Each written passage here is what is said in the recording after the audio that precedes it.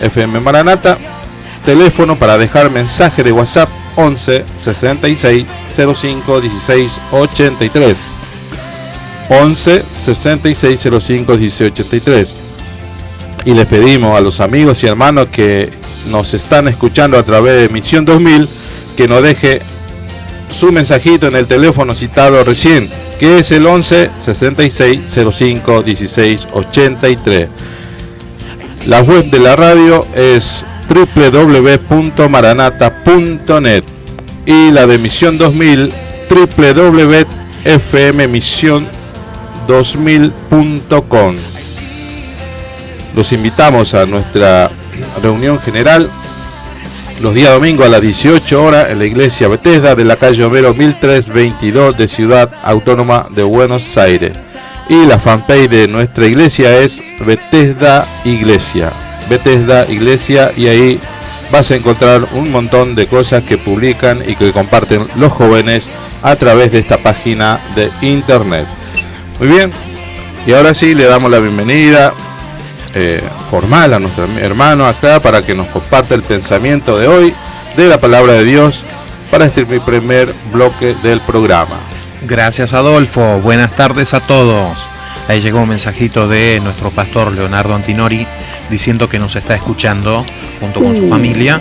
Les mandamos un saludo. Un saludo. Gracias. Enorme. Por lo menos sabemos que alguien del otro lado. Ahora ya tengo una presión enorme. Muy bien, la esperanza mesiánica. Hace unos pocos programas atrás mencionaba que estaba trabajando sobre este pensamiento de la palabra de Dios, sobre qué tipo de esperanza tenemos acerca de Cristo, y yo conté en un programa anterior que cuando Dios salió a buscarme, yo no tenía esperanzas, y eso es rarísimo, ¿no? Porque decimos Dios opera siempre con alguien que tiene esperanzas, con alguien que tiene fe. Sí. Yo no tenía nada de eso, ni esperanzas, ni nada, y Dios vino a buscarme. Entonces le puse por título a este pensamiento de la palabra de Dios, la esperanza mesiánica. Amén. Y antes les mando un saludo a aquellos que nos están escuchando a través de la web. Amén. Tenemos por ahora conectados desde Argentina, nuestro país. Bien. Así que un saludo para ellos. Un saludo enorme a todos aquellos que están ahí del otro decías? Lado. No, que le mando un saludo a todos los que están. Un saludo, así es. A los que están escuchando a través de la web. Sí, la vez pasada se había conectado alguien desde China. Sí, seguramente era un argentino. Nada, cuando habló no entendí nada. Sí. Bueno, ¿qué esperamos del Mesías? ¿Quién es el Mesías? ¿Qué es el Mesías? Sí. ¿Qué esperamos que haga Cristo por nosotros? ¿Quién es el Salvador del mundo? ¿Y qué significa eso para mí o para nosotros? ¿Qué es el reino de Dios? Porque cuando vino Cristo, vino a inaugurar el reino de Dios. ¿Sí? Con él vino el reino de Dios. Muy bien, la palabra Mesías es la palabra hebrea que significa ungido. Y para el tiempo de Jesús, cuando él vino, había varios grupos religiosos que tenían una esperanza mesiánica, pero cada uno a su manera. Claro. Cada uno de ellos esperaba de Cristo o del Mesías algo. Y la palabra Cristo es el sinónimo, aunque algunos dicen que las palabras así sinónimos exactamente no existen, sino que se habla de cuasi sinonimia, que es casi parecida, pero estamos hablando de Cristo, que significa ungido en el griego. Así que la palabra Mesías y Cristo se podría decir que son sinónimos y que significan ungido. Amén. ¿Cuál es el versículo para hoy? Es Efesios 2:11 en adelante. Por lo tanto, recuerden ustedes los gentiles de nacimiento, los que son llamados incircuncisos, así se dice, por aquellos que se llaman de la circuncisión, la cual se hace en el cuerpo por mano humana. Recuerden que en ese entonces ustedes estaban separados de Cristo, excluidos de la ciudadanía de Israel y ajenos a los pactos de la promesa, sin esperanza y sin Dios en el mundo. Voy a resaltar eso, sin esperanza y sin Dios en el mundo. Pero ahora en Cristo Jesús, sigo con Efesios 2:13, a ustedes que antes estaban lejos, Dios los ha acercado mediante la sangre de Cristo. Porque Cristo es nuestra paz. De los dos pueblos ha hecho uno solo, derribando mediante su sacrificio el muro de enemistad que nos separaba, pues anuló la ley con sus mandamientos y requisitos. Esto lo hizo para crear en sí mismo de los dos pueblos una nueva humanidad al hacer la paz, para reconciliar con Dios a ambos en un solo cuerpo mediante la cruz, porque dio muerte a la enemistad. Está hablando mayoritariamente a la iglesia que estaba en Éfeso, donde eran en su mayoría de origen gentil, es decir, no judío. Había pocos judíos en la iglesia, mayoritariamente eran de origen gentil, es decir, que antes fueron paganos, Sí. que no fueron del pueblo de Israel, no eran judíos de nacimiento. Para cuando Jesús vino a esta tierra, me estoy refiriendo al Cristo histórico, Ujú. el que nació de la Virgen María hace más de 2000 años, había distintos grupos religiosos que esperaban en la promesa de la venida de un Salvador. ¿Cuáles eran esas promesas? Ahora vamos a ver algunos de esos versículos a los que hacía mención, porque si estoy hablando de grupos religiosos, que vamos a mencionar por lo menos 5, donde Sí. cada uno tenía su esperanza en el Mesías, cuando ellos iban a leer la Torá, se encontraban con versículos bíblicos que hablaban de la promesa de un Salvador, prometido por Dios, a través de los profetas. ¿Sí? Así es, sí. Y podemos encontrarlo a lo largo del Antiguo Testamento, todos los anuncios proféticos que le decían a Israel que iba a venir un Salvador Así es. y que los iba a salvar de la opresión de sus enemigos, que los iba a liberar. Ujú. Ellos esperaban que fuera un libertador del tipo como si fuera San Martín para nosotros, Sí. un caudillo que formó un ejército y nos liberó de la opresión extranjera, etc. Bueno, ellos esperaban la instauración de un reinado terrenal, porque ellos, antes de ser vencidos por los romanos, cuando Jesús vino, Ujú. el pueblo de Israel estaba sometido por el Imperio Romano. Claro. El Imperio Romano duró 1000 años. Fue un imperio Sí. largo, durante 1000 años reinaron. Bastante. Quiere decir que Israel entonces, mientras reinaba sobre ellos Roma, Israel no tenía rey. Ujú. Esperaban entonces un Mesías rey, Claro. que los ayudara a liberarse del Imperio Romano, que no era cualquier imperio, era el imperio más poderoso de la tierra en ese entonces. Y necesitaba una mano dura, digamos, Necesitaban que lo combata. sí. Y ellos entonces, al leer la Torá, la Biblia hebrea, se encontraban con versículos bíblicos y cada uno adaptaba estos versículos acorde a su creencia de grupo. Ajá. Algunos de esos versículos son, por ejemplo, de Isaías 9:6, porque un niño nos es nacido, hijo nos es dado, y el principado sobre su hombro,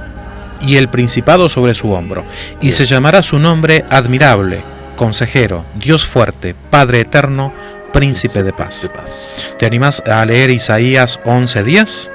Bien, dice, acontecerá en aquel tiempo que la raíz de Isaí, la cual estará puesta por perdón a los pueblos. Por pendón, Perdón, yo pido perdón.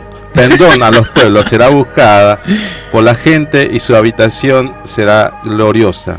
Otra promesa, Daniel 9:25 dice, sabe pues y entiende que desde la salida de la orden para restaurar y edificar a Jerusalén hasta el Mesías príncipe, habrá 7 semanas. Ujú. Y 62 semanas se volverá a edificar la plaza y el muro en tiempos angustiosos. ¿Qué dice Daniel 9:26? ¿Yo? Sí.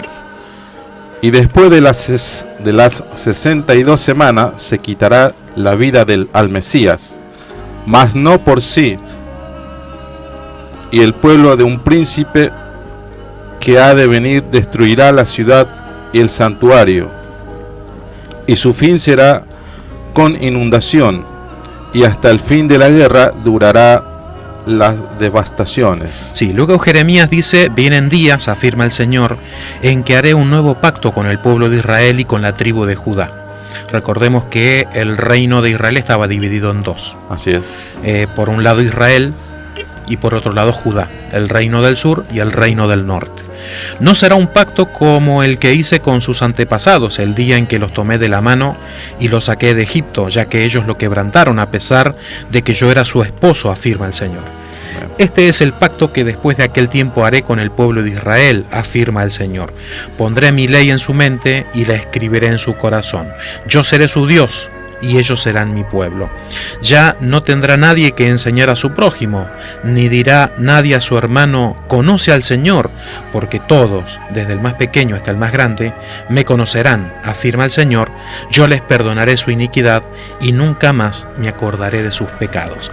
Fíjate que acá en Jeremías, cuando habla de que va a ser un nuevo pacto, habla del perdón de los pecados. Sí. O sea, que el pueblo de Israel siempre entendió mal esto, de la esperada de la venida del Mesías, claro, que iba a ser una especie de libertador con ejércitos, pero se olvidaron de los pecados, ¿viste? En Jeremías 23:5, vienen días, afirma el Señor, en que de la simiente de David haré surgir un vástago justo. Él reinará con sabiduría en el país y practicará el derecho y la justicia. En Miqueas 5:2 dice, pero de ti, Belén Efrata, pequeña entre los clanes de Judá, saldrá el que gobernará a Israel. Sus orígenes se remontan hasta la antigüedad, hasta tiempos inmemorables. ¿Qué dice Isaías 7:14, Adolfo? Por eso el Señor mismo les dará señales. La joven concebirá y dará a luz un hijo y lo llamará Emanuel. Isaías 53:5, podríamos leer todo Isaías 53 porque todo habla del Mesías, pero elegí un solo versículo. Él fue traspasado por nuestras rebeliones y molido por nuestras iniquidades. Sobre él recayó el castigo, precio de nuestra paz, y gracias a sus heridas fuimos sanados. Y el Salmo 16:10, todo el Salmo 16 habla de la resurrección de Jesús. No dejarás que mi vida termine en el sepulcro, no permitirás que sufra corrupción tu siervo fiel. Bueno, estos son solamente algunos de tantos versículos del Antiguo Testamento que le hablaban a estos grupos religiosos judíos de que iba a venir un Salvador. Claro. ¿Sí? Hay un montón más, seguro. Muchos más. Por lo menos había 5 grupos religiosos que esperaban al Mesías prometido por Dios a través de los profetas, y esto estaba registrado en las Sagradas Escrituras, en la Biblia hebrea, en la Torá, ¿sí? Todos esperaban lo mismo. ¿En qué creía cada grupo del siglo I de nuestra era cristiana? Eso es lo que vamos a ver ahora. Y, por ejemplo, tenemos el grupo de los fariseos, de los saduceos, los celotes con Z, la expectativa de la comunidad de Qumran. No sé si algunos recuerdan de los oyentes que la mayoría de los rollos que conforman la Biblia fueron descubiertos en las cuevas de Qumran. Esto no sabía. En la década del 50 y algo creo que fue. En las cuevas de Qumran descubrieron rollos que tienen que ver con la Sagrada Escritura, ¿sí? Y luego la expectativa de Juan el Bautista y su grupo de discípulos acerca del Mesías. Así que comencemos con el grupo de los fariseos. ¿Cuál era la expectativa que tenían los fariseos acerca de Cristo? Bien. Si recordamos cuando Jesús vino y comenzó su ministerio público, se enfrentaba cara a cara con los fariseos y les decía hipócritas. Sí. ¿Te acordás? Sí, sí. Dice, ustedes se interesan por colar el diezmo, la menta y todo eso, pero se olvidan de la misericordia. Claro. Y sin embargo, era uno de los grupos más estrictos en cumplir la ley de Dios. Eran pero puntillosos. Sí. Nada más que alrededor de la Escritura habían convertido algunas costumbres en tradiciones que se tenían que cumplir a rajatabla, sí o sí. Claro. Y quedó la ley mucho más lejos. Y cumplían ritos que tenían que ver con cosas humanas. Así es. Y Jesús se oponía a esas cosas. Claro. ¿Sí? Muy bien. Este grupo de los fariseos surgen en la época del exilio. En el exilio estaban sin tierra, sin templo, sin ejército, etc. Estaban cautivos. Lo único que les quedaba era la Torá, la Biblia hebrea. Este grupo nace en Babilonia, es decir, los fariseos, ¿dónde nacen? En Babilonia. Comienza como un grupo laico, como un grupo no religioso al principio, sí, que defiende la identidad del pueblo de Israel, pero luego se transforma en un grupo religioso político, ¿sí? Que afirmaban que había que cumplir la ley. Hacían un énfasis en cumplir la ley. ¿Qué tenían que hacer para que el Mesías venga?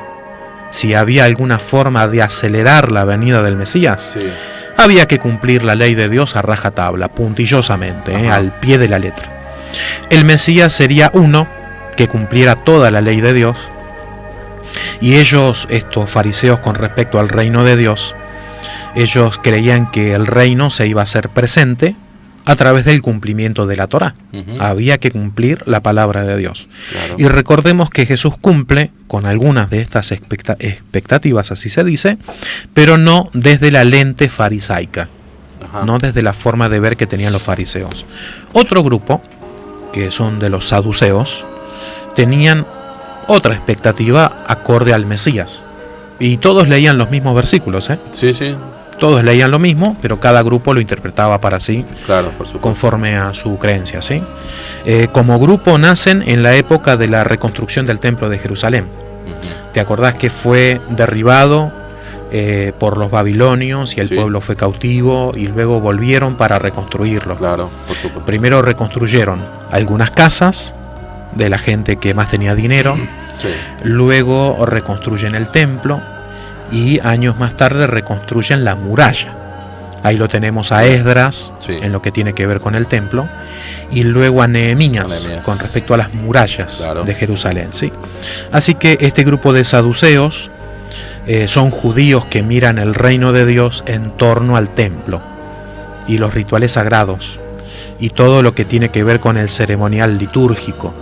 ¿Sabías que el Pentateuco judío, son los primeros 5 libros de la Biblia del Antiguo Sí. Testamento? En el medio de esos 5 libros está Levítico.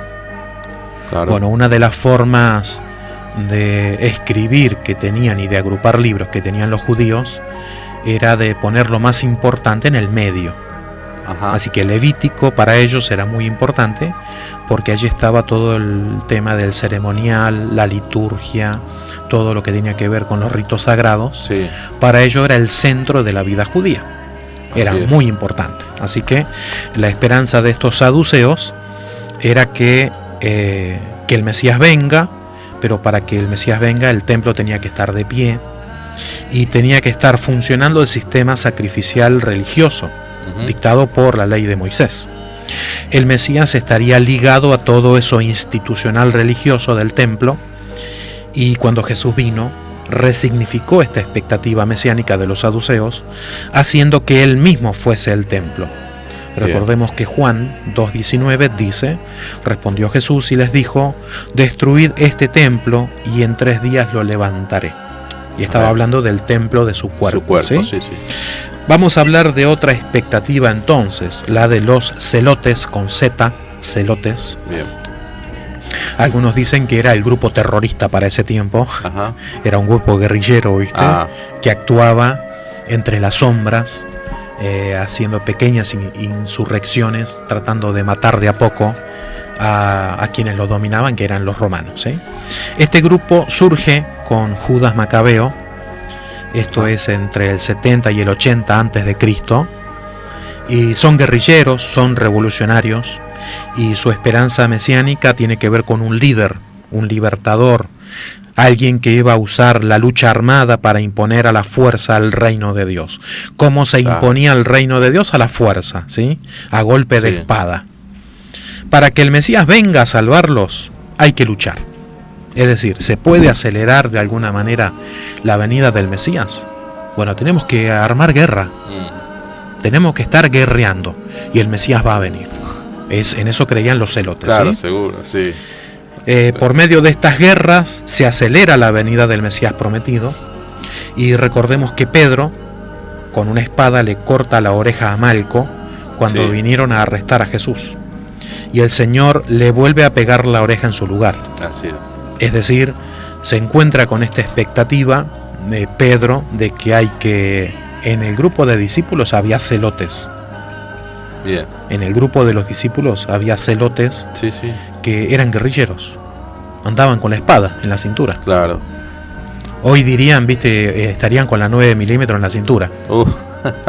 ¿Sí? Seguro. En el grupo de Jesús había de todo. Y la expectativa de los celotes es resignificada por Jesús y afirma que el reino de Dios es un reino de entrega y amor y no de violencia. Por lo menos no de una violencia física, sino que tiene que ver con una violencia espiritual contra el reino de las tinieblas, ¿sí? Ajá. Hablemos ahora de otra expectativa que es de la comunidad de Qumran. ¿Por qué no nos vamos con esto después del temita musical? Vamos a un tema musical. Vamos a un tema musical. Ahora volvemos y con la comunidad de Qumran. Volvemos y este tema pertenece a, que vamos a compartir, pertenece a Julio Melgar, que ya partió con el Señor el viernes. Se nos adelantó en la carrera. Y sí. A mí me llega mucho porque cuando yo me convertí, cuando fui a la iglesia, digamos, por primera vez, la primera canción que escuché fue Creo en ti. Y la verdad que me marcó mucho en mi vida y hasta ahora me sigue marcando, y con la muerte de este hermano como que me tocó un poco. Así que vamos a compartir, le pedimos a nuestro operador que nos comparte y enseguida volvemos.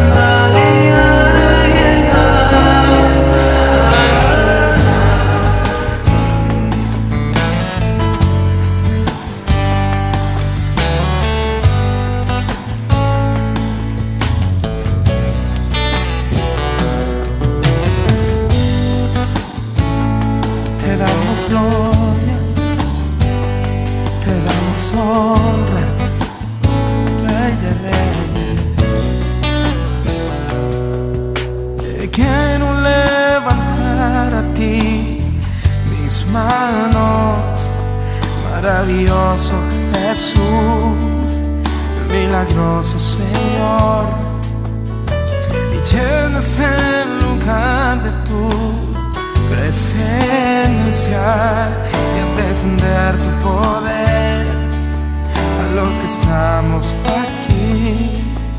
Creo en ti, Jesús, y en lo que harás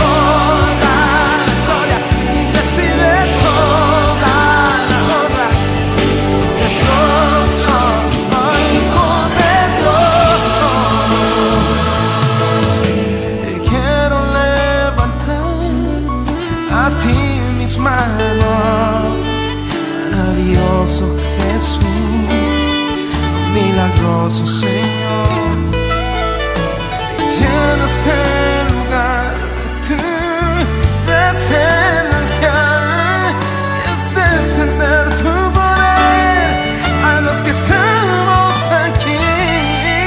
Creo en ti, Jesús, y en lo que harás en mí. Creo en ti,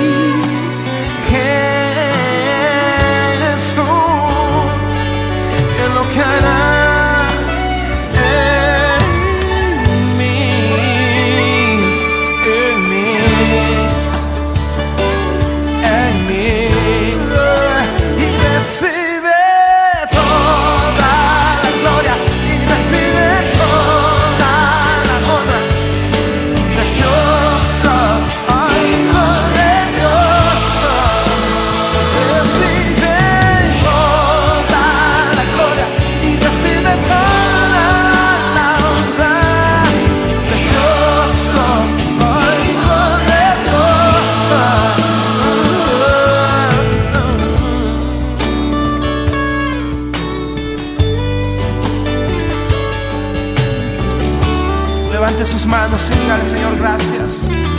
Lo harás una vez más, Señor.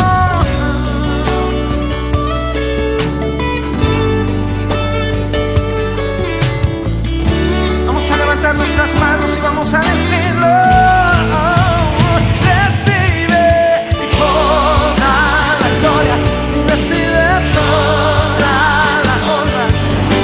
Precioso Hijo de Dios, y recibe toda la gloria y recibe toda la honra.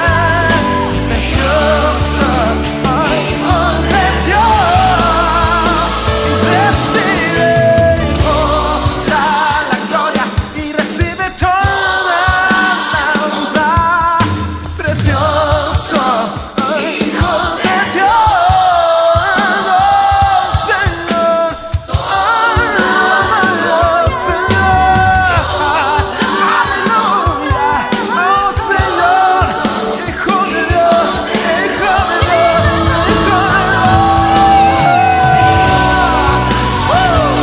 aleluya.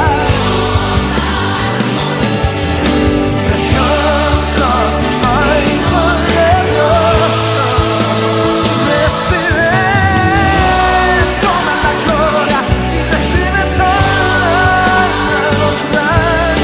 Precioso Hijo de Dios. Amén, estamos de vuelta para el segundo bloque de nuestro programa, Jesucristo